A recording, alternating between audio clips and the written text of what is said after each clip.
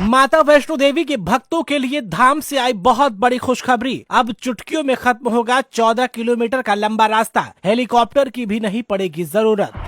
अब नए तरीके से होगा माता वैष्णो देवी का दर्शन, बड़े बूढ़े और बच्चों को भी नहीं होगी तकलीफ। खत्म हो जाएगी 14 किलोमीटर की कठिन चढ़ाई की तपस्या। इस बार दर्शन करने से पहले जान ली पूरी खबर।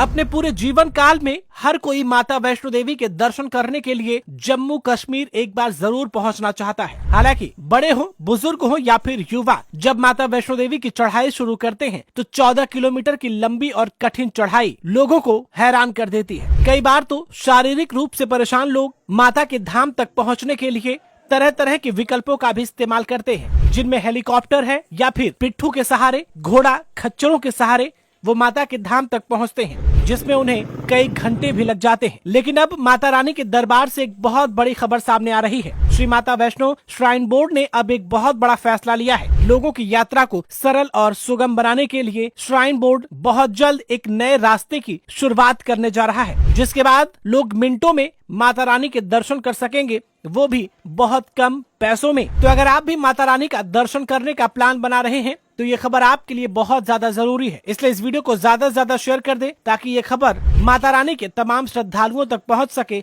और वो भी अपने आने जाने की प्लानिंग कुछ इस हिसाब से ही कर सके। दरअसल आपको बता दें कि श्री माता वैष्णो देवी श्राइन बोर्ड ने श्रद्धालुओं की बढ़ती संख्या और बुजुर्गों एवं दिव्यांग यात्रियों की यात्रा को सरल बनाने के लिए बहुप्रतीक्षित रोपवे परियोजना को लागू करने का निर्णय लिया है। श्राइन बोर्ड के इस कदम से श्री माता वैष्णो देवी के भवन तक की यात्रा सुरक्षित तो होगी ही, साथ ही इसमें बहुत कम समय लगेगा। रोपवे परियोजना का कुछ स्थानीय लोगों ने विरोध भी किया है। श्राइन बोर्ड का कहना है कि स्थानीय लोगों की चिंताओं का ध्यान रखते हुए इस परियोजना को कार्यान्वित किया जाएगा। बता दें कि रोपवे ताराकोट मार्ग को मुख्य भवन से जोड़ेगा। रोपवे के सहारे सांझी छत तक यात्री जाएंगे। सांझी छत से श्रद्धालु माता के भवन तक पैदल यात्रा करके जाएंगे। माता वैष्णो देवी के दर्शन के लिए रोजाना बड़ी संख्या में भक्त आते हैं। माता के भवन तक जाने के लिए श्रद्धालु को लगभग 14 किलोमीटर तक की यात्रा करनी पड़ती है। शारीरिक रूप से सही यात्री आसानी से ये यात्रा कर लेते हैं, लेकिन बीमार या दिव्यांग लोगों को घोड़ा, खच्चर या पालकी का सहारा लेना पड़ता है। हालांकि अब बेहद ही आसानी से इस रोपवे से प्रतिदिन हजारों श्रद्धालु यात्रा कर सकेंगे। पारंपरिक ट्रैकिंग मार्ग पर भीड़ भाड़ में